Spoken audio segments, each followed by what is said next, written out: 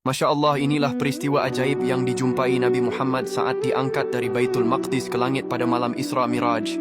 Dahulu di atas batu karang Masjidil Aqsa, jejak kaki Rasulullah bersiap meninggalkan gravitasi dunia.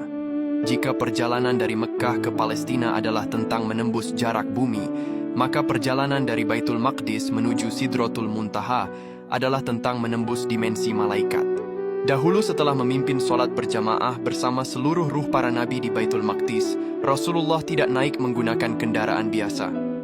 Para ulama menyebutkan adanya Al-Mi'raj, yaitu sebuah tangga cahaya yang sangat indah, yang membawanya melesat menembus lapisan atmosfer.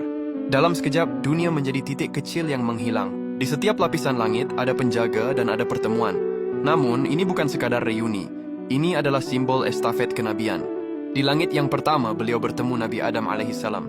Di langit kedua hingga keenam, Nabi Muhammad disambut oleh kehangatan Nabi Isa dan Yahya, ketampanan luar biasa Nabi Yusuf, kewibawaan Nabi Idris, kelembutan Nabi Harun, hingga ketegasan Nabi Musa. Ketika sampai di langit ketujuh, disinilah Nabi Muhammad melihat Nabi Ibrahim sedang bersandar di Baitul Ma'mur, yaitu sebuah Ka'bah di langit yang setiap harinya dimasuki oleh 70.000 malaikat yang berbeda, dan mereka tidak pernah kembali lagi ke sana karena antrean yang tak terbatas hingga kiamat. Perjalanan ini bukan sekadar pertemuan antar nabi. Allah Subhanahu wa Ta'ala lantas mulai menyingkap tirai masa depan untuk diperlihatkan kepada Rasulullah. Beliau lantas dibawa menyaksikan pemandangan surga yang menakjubkan, mencium aroma yang lebih harum dari kesturi, melihat sungai Al-Kautsar yang tepiannya dari mutiara berongga, serta istana-istana megah yang disediakan bagi mereka yang hatinya terpaut pada kebaikan. Namun di tengah keindahan itu, suasana kemudian berubah menjadi mencekam saat Allah menampakkan pemandangan neraka sebagai peringatan bagi umat manusia. Rasulullah melihat dengan mata kepala sendiri bagaimana pedihnya balasan dan azab pedih bagi para pendosa. Pemandangan ini bukanlah untuk menakut-nakuti, melainkan sebuah pesan kasih sayang dari langit agar manusia di bumi tidak tersesat dalam kerugian yang abadi. Setelah itu, Nabi Muhammad lantas diangkat ke Sidratul Muntaha. Sesampainya beliau di Sidratul Muntaha, bayangkan sebuah pohon yang sangat besar. Akarnya ada di langit ke-6, puncaknya menjulang hingga langit ke-7. Daunnya selebar telinga gajah, buahnya sebesar tempayan. Namun saat itu, pohon ini berubah. Ia diselimuti oleh cahaya yang tak bisa dilukiskan dengan kata-kata. Emas, permata, dan warna-warna yang belum pernah ada di spektrum mata manusia tumpah di sana. Di titik inilah, Malaikat Jibril sang pemimpin malaikat berhenti. Malaikat Jibril berkata, "Wahai Muhammad, aku tidak bisa melangkah lagi. Jika aku maju selangkah, aku akan terbakar oleh cahaya keagungannya. Namun engkau majulah."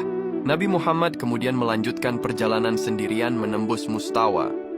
Di sana, dalam kesunyian yang paling sunyi, beliau mendengar suara Sariful Aqlam, gesekan pena malaikat yang sedang menuliskan takdir-takdir di Lauhul Mahfuz. Sebuah pengalaman spiritual yang melampaui logika ruang dan waktu. Puncak dari segalanya adalah pertemuan tanpa perantara dengan Allah Subhanahu wa Ta'ala. Disinilah dialog paling bersejarah terjadi. Bukan tentang harta atau kekuasaan, melainkan tentang perintah kewajiban sholat. Awalnya 50 waktu, namun berkat negosiasi penuh kasih sayang atas saran Nabi Musa, Allah memangkasnya menjadi 5 waktu saja. Meski hanya 5, pahalanya tetap setara dengan 50 waktu.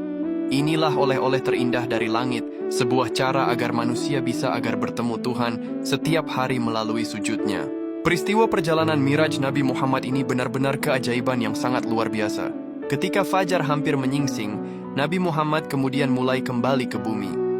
Ajaibnya, tempat tidurnya masih hangat, menunjukkan betapa singkatnya waktu dunia, namun betapa dahsyatnya perjalanan rohani tersebut. Kisah Mi'raj bukan sekadar perjalanan antariksa. Ia adalah pesan bahwa bagi seorang mukmin tidak ada batasan yang tak bisa ditembus selama ia memiliki iman. Jika bumi terasa sempit oleh beban hidup, ingatlah bahwa ada langit yang selalu terbuka untuk pengaduanmu. Maha suci Allah atas segala kuasanya. Allahumma salli ala Sayyidina Muhammad.